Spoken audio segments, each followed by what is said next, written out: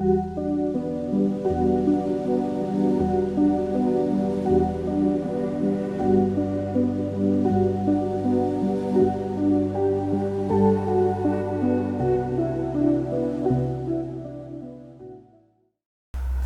ma première expérience en Corée a commencé en 2018 lors d'une exposition de groupe à la galerie 604 à Busan, une exposition soutenue par le Centre d'art contemporain L'Âge du Siège à Valenciennes en France. Et pendant cette période, j'ai exploré les villes de Séoul et Busan le soir, collectant des objets et matériaux qui étaient abandonnés, et puis je les assemblais en composition, que je laissais là où les néons mettaient en valeur ces sculptures étranges et instantanées.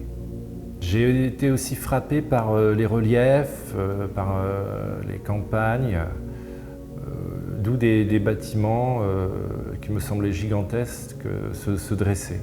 L'autre expérience marquante aussi a été la visite de la DMZ, cette zone frontière qui est interdite et historiquement significative. Sur place, j'ai pu utiliser ces jumelles panoramiques pour observer cette zone et étrangement, il n'y avait rien à voir. Enfin, seul le feuillage, les rares chemins, la rivière, le ciel étaient visibles. Et ça m'a laissé avec des questions de ce qu'il y a à voir au-delà du visible. Et si ces jumelles panoramiques, censées nous aider à mieux voir, étaient en fait un dispositif qui nous empêchait de voir. Alors, je suis reparti en France avec ces questions, qui sont restées un peu sans réponse. Et mon retour en Corée a alors été une occasion de revisiter cette zone démilitarisée du côté de Paju et de proposer une œuvre inspirée par cela.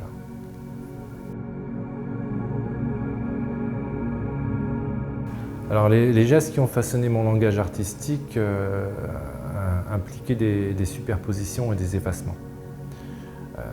J'appliquais des couleurs sur une surface, puis les retirais avant d'en ajouter de nouvelles. Les couches se multipliaient, révélant une géologie de la peinture, et au fil des années, l'idée du paysage s'est imposée dans ma pratique. Et au-delà des considérations stylistiques, mon travail a exploré différentes formes, de création de volume à des œuvres sur papier. Ces explorations graphiques frôlaient parfois à la définition du dessin ou de ce qu'un paysage pouvait être. Alors récemment, j'ai utilisé des outils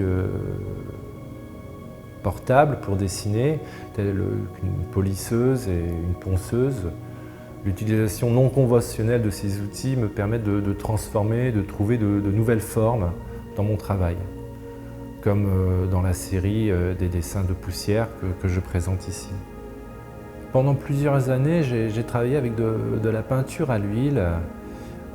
Les couleurs de l'huile m'attiraient, mais il y avait un manque de spontanéité dans le processus et ça ne me convenait plus. Alors j'ai cherché un médium plus simple, plus rapide à mettre en œuvre, et je me suis retourné à des matériaux et des outils qui sont le papier et le crayon. Le dessin était une pratique dans laquelle je me sentais à l'aise déjà, même avant d'entrer aux Beaux-Arts de Valenciennes. Puis les crayons de couleur, les encres, plus récemment le charbon de bois, ainsi que même des techniques de collage ont fait partie de mon travail. Mais je ne me limite pas à un seul outil. J'explore toujours la notion même de dessin ou de l'acte de dessiner, souvent inspiré par l'idée du paysage. En fin de compte, un outil n'est qu'un moyen d'accéder au format d'une idée. On ne doit pas en exclure d'autres. On n'est pas un artiste d'un seul outil ou d'une seule technique. En France, mon temps est partagé entre mon travail de professeur et ma vie de famille. Ici, je peux me consacrer entièrement à mon travail. Alors ça peut paraître égoïste, mais les conditions de la résidence sont très propices à progresser dans mes recherches. Quitter un territoire familier signifie aussi laisser derrière soi des certitudes.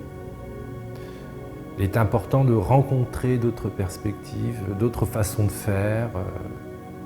Le fait de s'éloigner de ce que l'on connaît, ça peut paraître difficile, mais ça me permet de nourrir mon travail, de nourrir ma réflexion et de repenser à ce que je peux faire en France.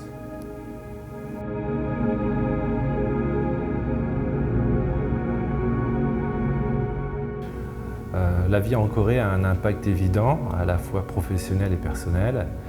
Et cela ne s'arrête pas le jour où vous montez dans l'avion et rentrez chez vous. C'est comme une fermentation.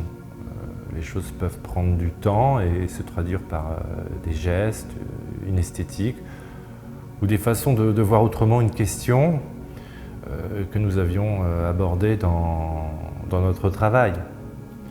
Et qui, à travers cette ouverture au monde, nous permet de l'envisager plus largement que ce qui avait été défini initialement. Pour cette résidence, je me suis confronté à ce magnifique papier qu'est le papier coréen. Ce n'était pas facile. Ce que je savais faire sur papier en France ne fonctionnait pas sur ce papier Hanji. J'ai dû reconsidérer ma pratique, ma façon de faire les choses. Cela m'a permis de réaliser la série des dessins poussières. C'est un ensemble de 10 dessins qui n'auraient jamais existé si je n'avais pas eu la chance d'être accueilli dans cette résidence.